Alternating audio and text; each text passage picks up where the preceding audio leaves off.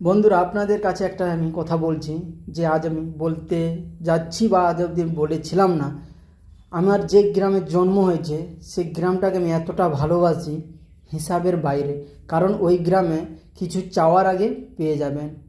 হ্যাঁ, ওইখানে কোনো অসুবিধা নেই। আপনার যদি মদ খেতে ইচ্ছা করে তাহলে আপনারা আমাদের গ্রামে আসতে পারবেন।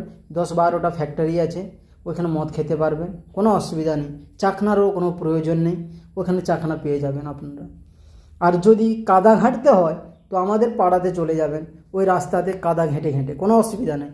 তো এই গ্রামের মতন এত সুন্দর গ্রাম আমাদের এই বিশ্বেতে নেই বা এই ভারতবর্ষেও নেই।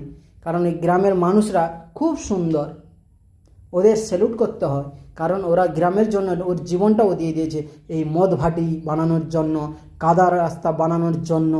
হ্যাঁ, তাহলে এদের কি পুরস্কার দেওয়া হয় বা দেওয়া যাবে তো আপনারা একটু ডিসাইড করে আমাদের বলবে, কোনো অসুবিধা নেই।